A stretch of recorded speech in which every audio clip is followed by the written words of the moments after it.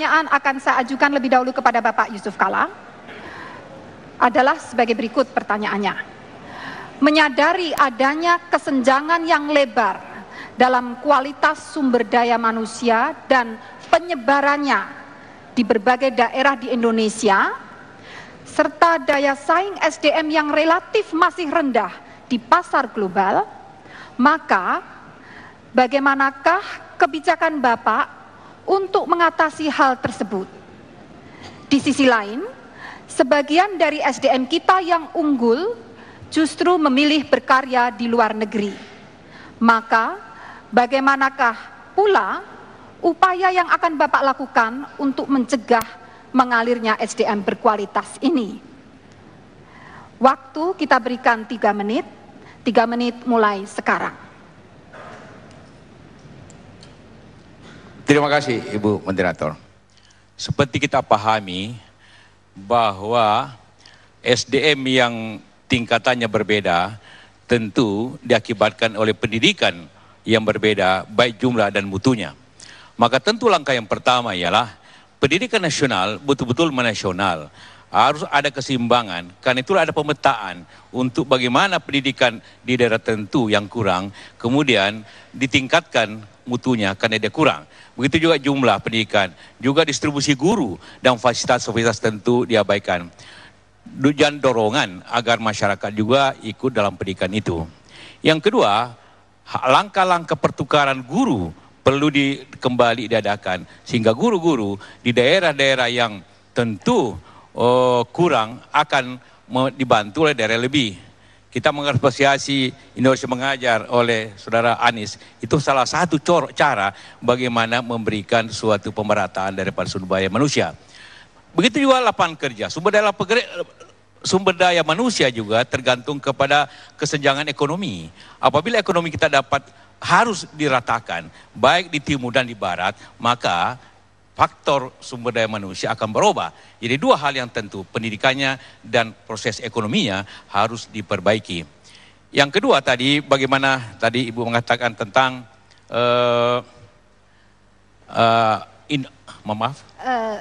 ada sumber daya manusia kita yang berkualitas mengalir ke... Ya, memang dewasa ini ada kecenderungan sumber daya kita ke luar negeri bukan hanya yang kurang skill tapi juga yang skill. Ahli-ahli perminyakan kita banyak di Qatar, ahli-ahli akuntan kita ada di Singapura, di Hong Kong dan sebagainya. Itu ada positif, tentu ada negatifnya juga. Positifnya ialah mereka menghasilkan devisa yang cukup untuk dalam negeri. Negatifnya ialah kita kekurangan eksekutif yang handal. Solusinya ialah eksekutif yang baik itu mendapat remunerasi atau gaji sesuai dengan skala profesinya. Bukan hanya dengan skala nasional, tapi skala profesinya. Dia dihargai sesuai profesinya. Katakanlah ahli perminyakan, kalau dia mendapat di Qatar atau di manapun jumlah tertentu, maka dalam negeri tentu tidak perlu sama. Tapi suatu hal yang menyenangkan mereka untuk bekerja dalam negeri sehingga dia berbakti ke pendidikan nasionalnya. Tetapi kita juga tidak menghalangi mereka kerja luar negeri setidak-tidaknya mendapat pengalaman yang akan dibawa ke dalam negeri. Ada suatu jalan keluar yang sama, tetapi seperti itu mereka harus dihargai, para profesional itu sesuai profesinya, bukan hanya sesuai pangkatnya, tapi sesuai profesinya sehingga mendapat penghargaan yang cukup dan mereka mau kerja kembali dalam negeri. Terima kasih. Terima kasih, waktu masih 2 detik.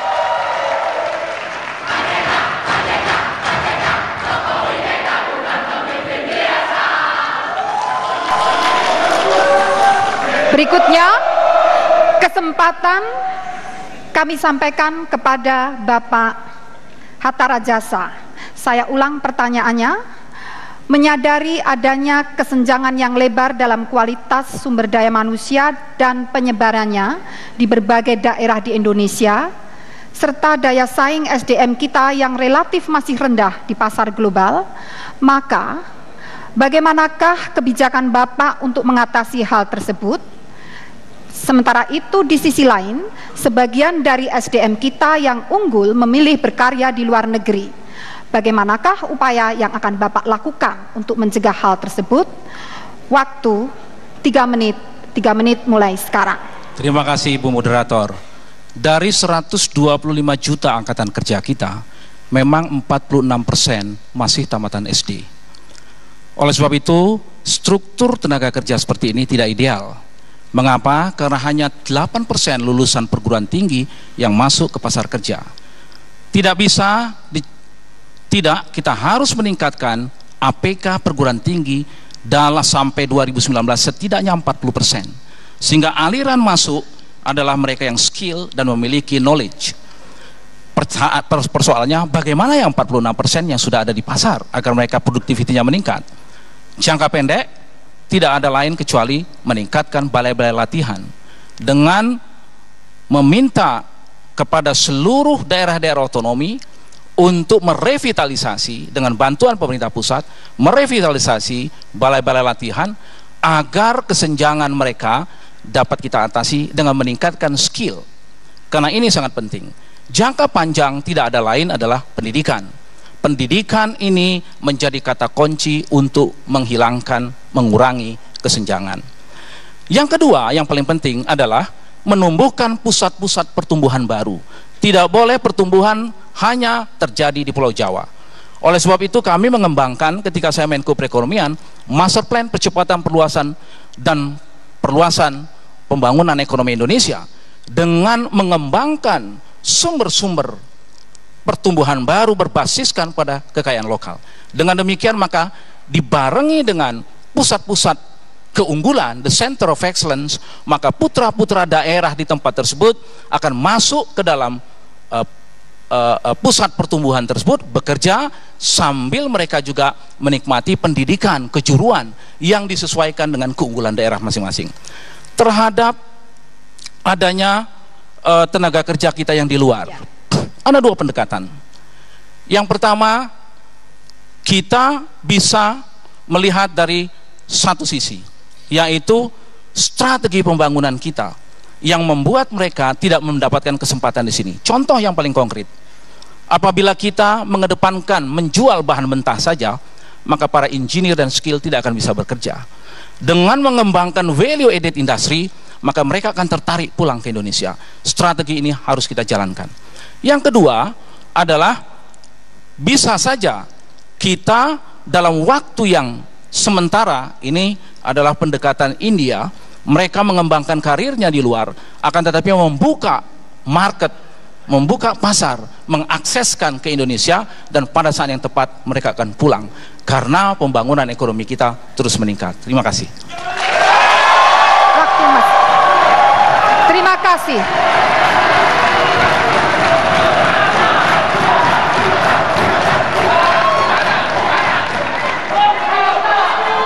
Baiklah, kita lanjutkan dengan pertanyaan yang kedua. Dimulai lebih dahulu ke Bapak Hatta Rajasa. Kita sadari bahwa Indonesia telah menjadi pasar produk-produk teknologi asing. Padahal kita memiliki ratusan perguruan tinggi, lembaga riset dan industri. Namun belum terlihat sinergi antara lembaga tersebut yang dapat memberikan manfaat bagi kesejahteraan rakyat.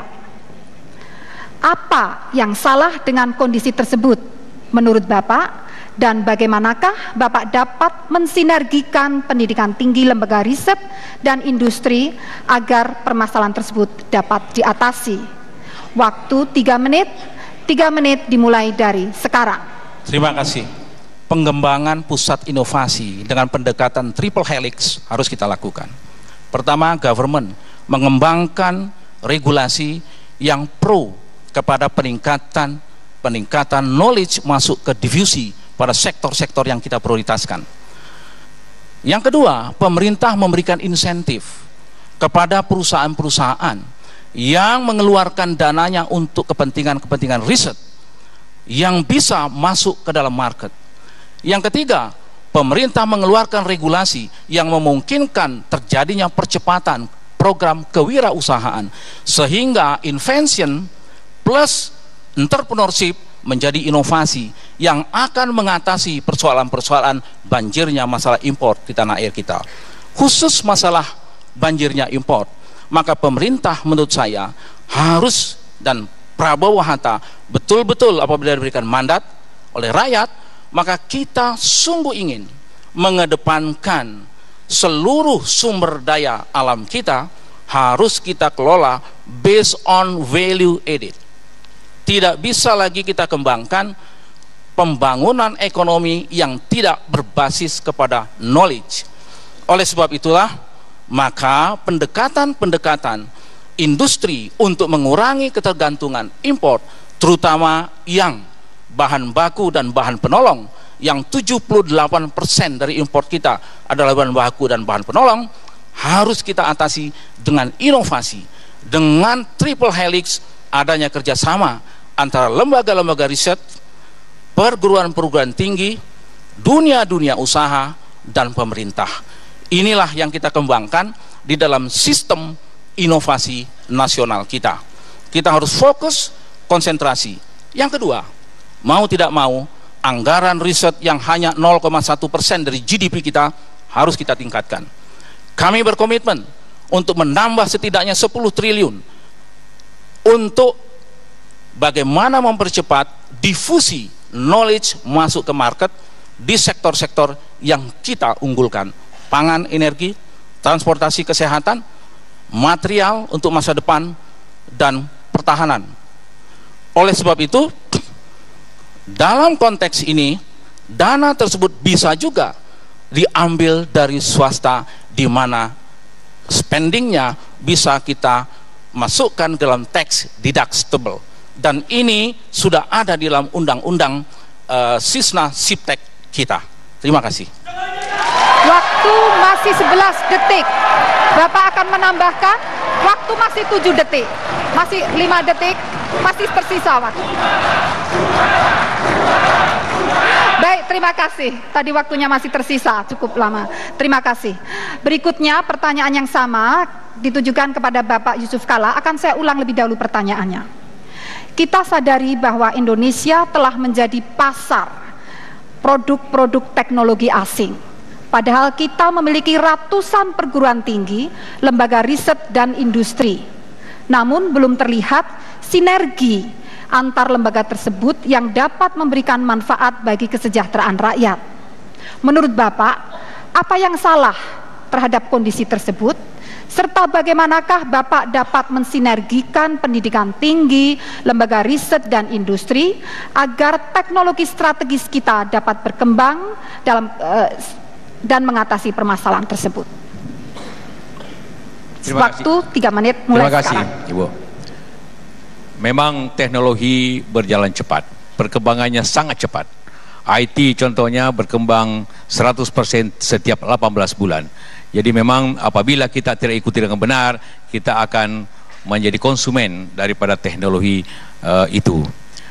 Tentu beberapa cara yang kita tempuh. Pertama adalah kewajiban perusahaan asing itu transfer teknologi apabila Indonesia melaksanakan proyek-proyek itu.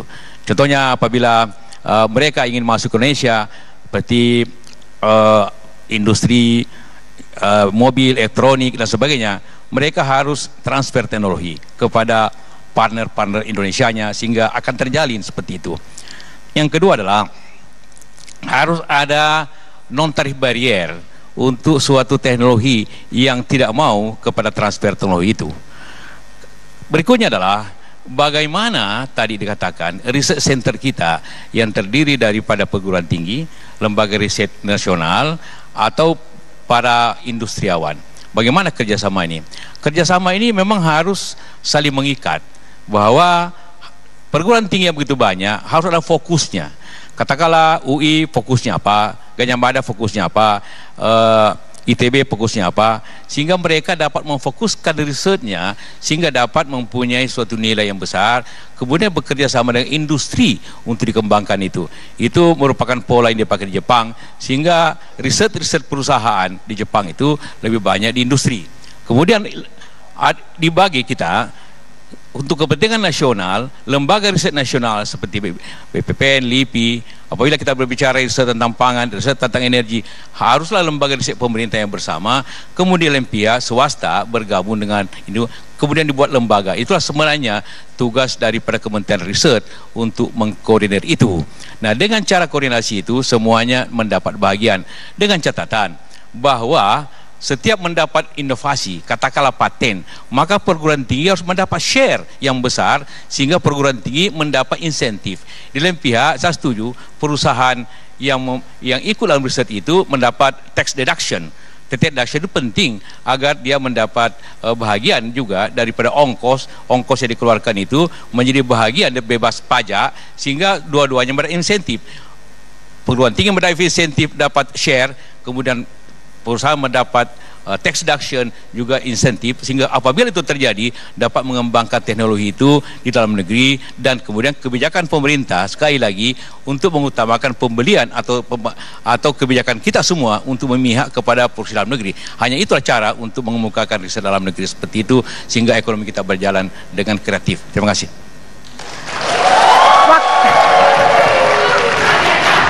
Terima kasih.